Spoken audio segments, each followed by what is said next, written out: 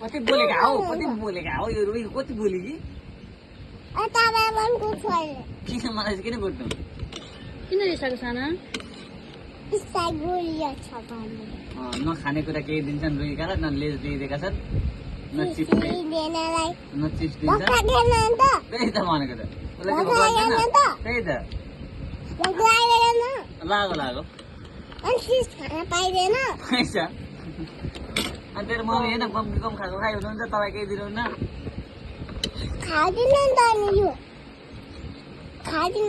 के चाहिँ खान्छस् त भोक लाग्दाखेरि त भात पो खानुपर्छ त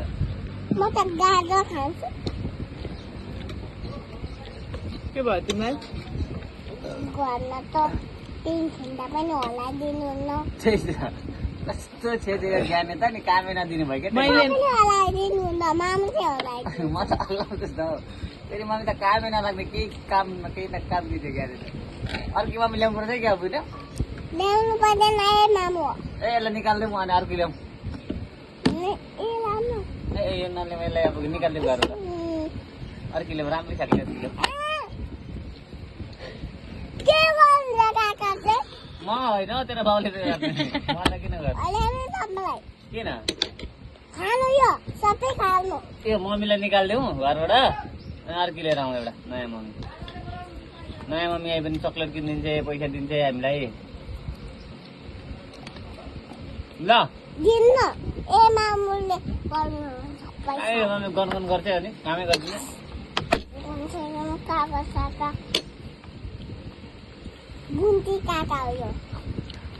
काली बुढी हो एक नम्बर की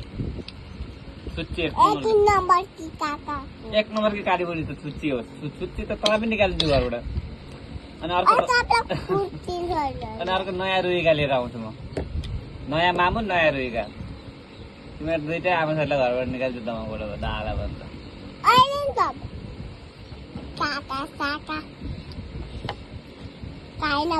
काहीँ नभयो कि काली बुढी आऊ म उठौ यो सबै यसरी निकालेर तपाईँ गरिदिन्छ नि म यसरी बस्छु काहीँ नभकिरहेछ यो त काली बुढी कित्त भयो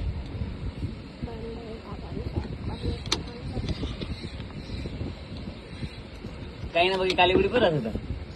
रुखमा चढ्नु अहिले मम्मीलाई म घरबाट निकालेर नयाँ मम्मी ल्याइदिन आँटेको छ अब तँलाई पनि निकालिदिन्छु बुझे अहिले काकालाई म नि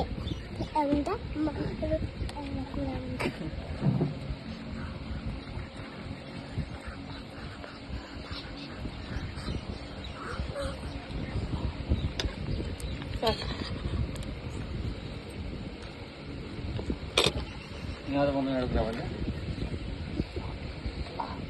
तास निकालिदिन्छ अहिले हामीले के कुरा गर्यौँ कानमा कुरो गर्दा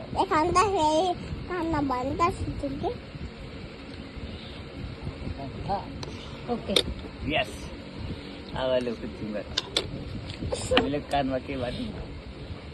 तपाईँ चिप्स दिन्न म खाइहाल्छु आँखै तर अहिले कुर्दैन अहिले काका अहिले म काली बुढी लडिन्छ काकालाई आम्नु आन्टी मेरो छोरीलाई त्यत्तिकै